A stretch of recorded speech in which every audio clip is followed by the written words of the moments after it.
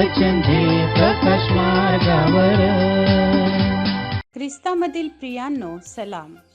विश्ववाणी परिवाराकडून आम्ही मार्गाकरिता प्रकाश कार्यक्रमात आपले सहर्ष स्वागत करीत आहोत.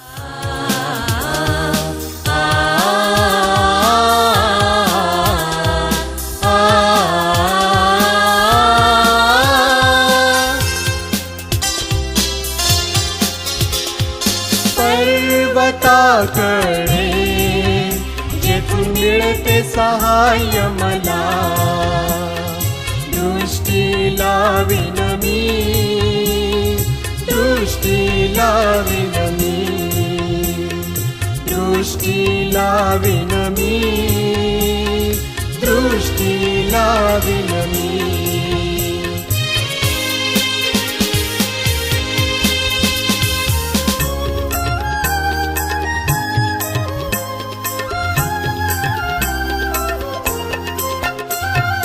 पाय कदापि तुझा तो ढळू न देणार, दिवस आभाळ रात्री चंद्र देऊन सांभाळणार, तुला देऊन सांभाळणार.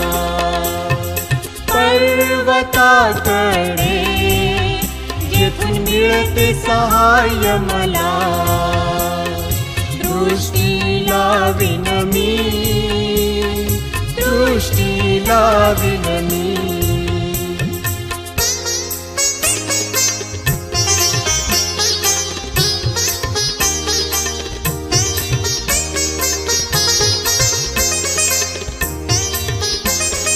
उजव्या हाताला तुझ्या प्रभू सावली आहे तुला, दिवस आभाळ रात्री चंद्र देऊन सांभाळणार, तुला देऊन सांभाळणार. पर्वताकडे जेथून मिळते सहाय्य मला, दृष्टी लावीन मी, दृष्टी लावीन मी.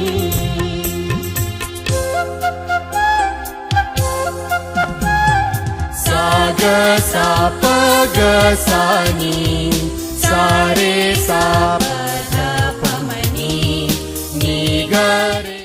आजच्या म्हणण्यासाठी निवडलेला शास्त्रभाग होशेयाचा 10वा अध्याय वचने 10 ते 12. होशेयाचा 10वा अध्याय वचने 10 ते 12. मला वाटेल तेव्हा मी त्यास शासन करीन, त्यास त्यांच्या दोन्ही पातकास्तव शासन करण्यास त्यांच्या विरुद्ध राष्ट्रे गोळा होतील. एफ्राईम शिकवलेली कालवड आहे, तिला मळणी करण्याची आवड आहे. मी तिच्या सुंदर मानेवर जू ठेवीन व इफ्राईमाला झुंपीन. यहूदा नांगरी, याकोब कोळपी. तुम्ही आपणासाठी धार्मिकतेची पेरणी करा, म्हणजे प्रेमाची कापणी कराल. पडीत जमीन नांगरून काढा, कारण परमेश्वराने येऊन तुम्हावर धार्मिकतेची दृष्टी करावी, याकरता त्याला शरण जाण्याचा हा समय आहे. देवापासलेले वचन आपणा सर्वांसाठी आशीर्वादित करो. प्रियजनो, येशू ख्रिस्ताच्या नावात सर्व सलाम. आजच्या मन्नासाठी निवडलेला शास्त्रभाग होशे याचं पुस्तक 10 अध्याय आणि 10 ते 12 ही वचने आपण वाचलेली आहेत. या ठिकाणी परमेश्वर पश्चातापाविषयी सांगतो. तो म्हणतो की मला वाटेल तेव्हा मी त्यास शासन करीन, त्यास त्याच्या दोन्ही पातकास्तव शासन करण्यास त्याच्या विरुद्ध राष्ट्रे गोळा होतील. परंतु एफ्राईम शिकवलेली कालवड आहे, तिला मळणी करण्याची आवड आहे. मी तिच्या सुंदर मानेवर झू ठेवीन. मी एफ्राईमाला झुंपीन, यहूदा नांगरेल आणि याकूब कोडफील. आणि सर्व इस्रायलाविषयी देवाचं वचन सांगते की मी वाटेल तेव्हा त्यास शासन करीन. परंतु 12 वचन, तुम्ही आपणासाठी धार्मिकतेची पेरणी करा, म्हणजे प्रेमाची कापणी कराल. पडीत जमीन नांगरून काढा, कारण परमेश्वराने येऊन तुम्हावर धार्मिकतेची दृष्टी करावी, याकरिता त्याला शरण जाण्याचा हा समय आहे. आणि ही वेळ आहे की आपण आपणासाठी धार्मिकतेची पेरणी करावं, आपण धार्मिकतेचं जीवन जगावं. म्हणजे देवाचं वचन सांगते की आम्ही प्रेमाची कापणी करू. दुसरी गोष्ट, पीडित जमीन जे पडीत आहे तिला नांगरून काढण्यासाठी ज्यावेळेस शेतकरी आपली जमीन नांगरतो त्यावेळेस तो त्या जमिनीतून काटे कुसळे किंवा दगड तो नाहीसे करतो, आपल्या जमिनीला अगदी स्वच्छ करतो. आणि जमीन हे आमचं हृदय दर्शवत आहे, म्हणून आपल्या हृदयातील सर्व अशुद्ध किंवा वाईट आम्ही काढून टाकायला पाहिजे. त्यावेळेस परमेश्वर येऊन आम्हावर धार्मिकतेची वृष्टी करेल. आणि याकरता त्याला शरण जाण्याचा हा वेळ आहे. ही वेळ आहे माझ्या प्रियानो, की आम्ही स्वतःसाठी धार्मिकतेची पेरणी करावी. स्वतः आम्ही आमचं हृदय चाडून पाहावं, त्यात जे काही वाईट आहे शुद्ध आहे ते आम्ही काढून टाकावं, अशासाठी की परमेश्वर स्वतः येऊन आमच्या जीवनावर धार्मिकतेची वृष्टी करील, आम्हाला आशीर्वादित करील. आणि म्हणून माझ्या प्रियानो, या त्या परमेश्वराकडे आपल्या हृदयाचं अवलोकन आम्ही करायला पाहिजे.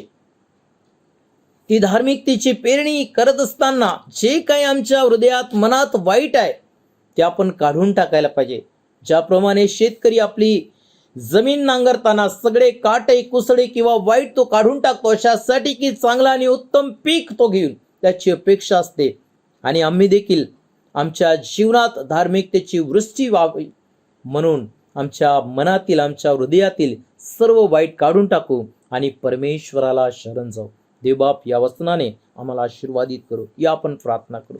स्वर्गीय देवबाप्पा, येशू ख्रिस्ताच्या नावात तुझ्या दयेच्या सम्मुख येतोय, तुला धन्यवाद देतोय. प्रभू, ही वेळ आहे की आम्ही तुला शरण यावं, पश्चाताप करावा, आपल्या मनातील वाईट ते काढून टाकावं. प्रभूची परमेश्वर बाप्पा, अनेक आहे देवाप्पा प्रभू जे तुझ्यापासून दूर आहेत त्या प्रत्येकाला तुला शरण यावं प्रभूची, कारण हाच वेळ आहे की आम्ही तुला शरण जावं प्रभूची. आणि परमेश्वर बाप्पा त्याने आपल्या प्रत्येक हृदयाचं अवलोकन करावं, प्रत्येकाने स्वतःसाठी परमेश्वर बाप्पा धार्मिकतेची पेरणी करावी अशी कृपा तू कर परमेश्वर बाप्पा. प्रत्येक हृदयातील वाईट अशुद्ध जे कार्य परमेश्वर बाप्पा ते काढून टाकावं आणि प्रभू स्वतःसाठी धार्मिकतेची पेरणी करावी, जेणेकरून प्रभू तू देखील आमच्या जीवनावर परमेश्वर बाप्पा धार्मिकतेची वृष्टी करावी असं अनुग्रह तू कर. मी प्रार्थना करतो दे बाप्पा, जे लोक तुझ्याकडे आलेले आहेत अशा प्रत्येकाला तू आशीर्वादित कर परमेश्वर बाप्पा. तुझ्या धार्मिकतेच्या वृष्टीने भर आणि तुझं अनुग्रह कर. येशू ख्रिस्ताच्या नावात प्रार्थना केली म्हणून तो एक आमेन.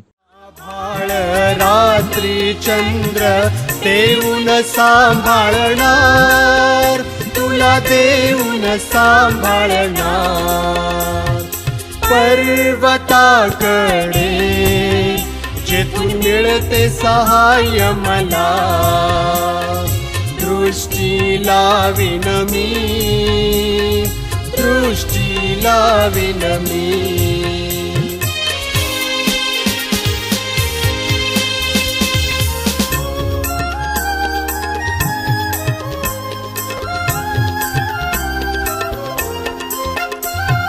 येणे जाणे तुझे करील सुरक्षित सदा, दिवसा आभाळ रात्री चंद्र देऊन सांभाळणार, तुला देऊन सांभाळणार. पर्वताकडे जेथून मिळते सहाय्य मला, दृष्टी लावीन मी, दृष्टी लावीन मी, दृष्टी लावीन मी, दृष्टी लावीन मी. येशू हा पहा जगाचे पाप हरण करणारा देवाचा कोकरा. आता आपण आपल्या प्रार्थना विनंत्या कोणत्याही वेळेस विश्ववाणी प्रार्थना केंद्राला टोल फ्री नंबरद्वारे कळवू शकता. आमचा टोल फ्री नंबर 1-800-2700-333. आम्ही आपणासाठी या नंबरवर प्रार्थना करण्यास उपलब्ध आहोत. धन्यवाद.